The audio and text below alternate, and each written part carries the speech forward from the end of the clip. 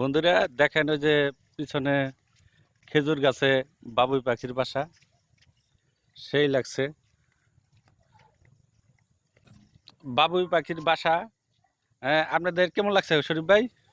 খুবই সুন্দর একটা দৃশ্য। খেজুর গাছটার মধ্যে কিছু বাবুই পাখি বাসা করছে, খুবই ভালো লাগলো দেখে। আজকে ধন্যবাদ শরীফ ভাইকে। দেখেন পিছনে আবার এই যে খেরের পালা আছে। আমরা একদম গ্রামে চলে আসছি। দেখেন কি সুন্দর খেরের পালা, অনেক খেরের পালা, প্রাকৃতিক পরিবেশ, সুন্দর একটা বাবুই দোকান পাখির দোকান বাসা, হইতেছে। খুব সুন্দর পরিবেশ।